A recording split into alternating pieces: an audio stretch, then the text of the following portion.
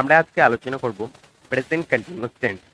আমরা সকলেই জানি যে প্রেজেন্ট কন্টিনিউয়াস টেন্সে এম ইজ আর প্লাস ভার্বের সাথে আইএনজি আমরা ইউজ করে থাকি।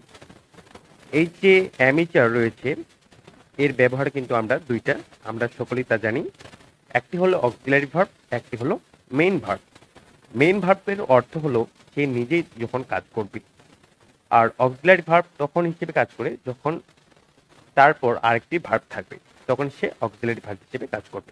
অর্থাৎ অ্যামেচার তখন অক্সিলারি ভার্ব হিসেবে কাজ করবে আর তার পাশে একটা ভার্ব থাকবে। মেইন ভার্ব সম্বন্ধে আজকে আলোচনা করব, অর্থাৎ অ্যামেচার কখন মেইন ভার্ব হিসেবে কাজ করবে এবং এর অর্থ কি দাঁড়াবে আর এর সাথে কি কি বসতে পারে বা হতে পারে। আমরা এক্সাম্পল নিই, যেমন আই এম এ স্টুডেন্ট, আমি একজন ছাত্র। ইট ইজ এ ডগ, এটা হয় কুকুর বা এটা হয় একটি কুকুর বা ইহা হয় একটি কুকুর। আমাদের মনে রাখতে হবে যে আমরা কখন এই অ্যামেচার মেইন ভার্ব হিসেবে কাজ করবে। তিনটি অবস্থার কথা এখানে উল্লেখ করব। প্রথম অবস্থা, সাবজেক্টের দোষ গুণ অবস্থা বোঝানোর ক্ষেত্রে আমরা অ্যামেচার ইউজ করে থাকি। যেমন এখানে উল্লেখ করা হয়েছে আই এম এ স্টুডেন্ট, আমি একজন ছাত্র, অর্থাৎ আমিটা হলো একটা ছাত্র, যেটা তার অবস্থা। সেক্ষেত্রে আমরা অ্যামেচার ইউজ করে থাকি। সেকেন্ড যে অবস্থাটি রয়েছে সেটি হলো বাংলা বাক্যে যদি ভার্ব বা ক্রিয়া না থাকে, যদি বাংলা বাক্যে ভার্ব বা ক্রিয়া না থাকে সেক্ষেত্রে আমরা অ্যামেচার ইউজ করে থাকি। যেমন আমরা এই এক্সাম্পলটাতেই দেখলাম, যেমন আই এম এ স্টুডেন্ট, আমি একজন ছাত্র। এখানে কিন্তু আমরা অ্যামেচার এর যে অর্থ হয়, হয়, হই, হও, হ্যান, হন, সেটা কিন্তু ইউজ করা হলো না।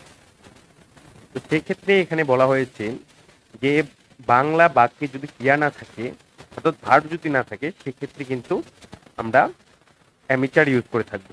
তোমরা যদি খেয়াল করো এই সেন্টেন্সটাকে, তাহলে দেখতে পাবা যে আমি রয়েছে এবং এরপরে রয়েছে একজন ছাত্র, কিন্তু এখানে কোনো ভার্ব উল্লেখ নেই। অর্থাৎ আমি একজন ছাত্র, এরপরে কোনো ভার্ব উল্লেখ নেই। সেক্ষেত্রে আমরা কি করব? অ্যামেচার ইউজ করব যখন আমরা ইংরেজি ট্রান্সলেট করব বা ইংরেজিতে বলবো। তৃতীয় অবস্থা, যদি বাক্যে হয়, হই, হও, হন বোঝায়, সেক্ষেত্রে আমরা অ্যামেচার ইউজ করে থাকব। যেমন ইট ইজ এ ডগ, ইহা হয় একটি কুকুর। এখানে এটা হয় একটি কুকুর, তোমরা ওটাও বলতে পারো, বা ইহা হয় একটি কুকুর এটাও বলা যায়।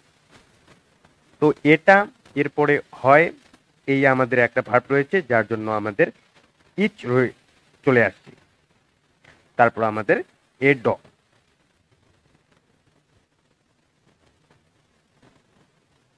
আরো কিছু উদাহরণ দেখে নেব, যেমন আই এম এ স্টুডেন্ট, আমি একজন ছাত্র। ইউ আর এ গার্ল, তুমি একজন মেয়ে। ইউ আর এ বয়, তুমি একজন বালক। এবার আমরা অ্যামিজ আর এর স্ট্রাকচার দেখে নেব। আমরা তো জানলাম যে অ্যামিচার একটি মেন ভার্ব হিসেবে আমাদের এখন কাজ করছে। তো সেক্ষেত্রে অ্যামিচারের পরে আমরা কি কি ব্যবহার করব বা কি কি সেখানে বসে। অ্যামিচার এরপরে আমরা নাউন কিংবা অ্যাডজেক্টিভ ওয়ার্ড ইউজ করে থাকি। যেমন আই এম এ স্টুডেন্ট, আমি একজন ছাত্র। এক্ষেত্রে এম এরপরে এই স্টুডেন্ট রয়েছে, যেটি হলো একটি নাউন ফর্ম বা নাউন। যেমন ইউ আর এ গার্ল, তুমি একজন মেয়ে। এখানে এ গার্ল এটি হলো একটি নাউন ওয়ার্ড।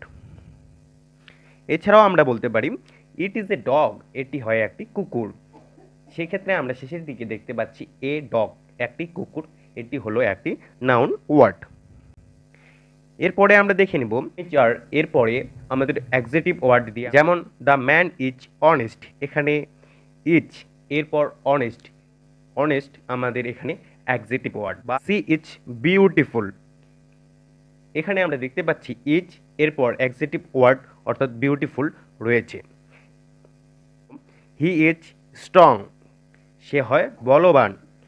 ইজ এরপর স্ট্রং যেটি রয়েছে সেটি হলো অ্যাডজেটিভ ওয়ার্ড।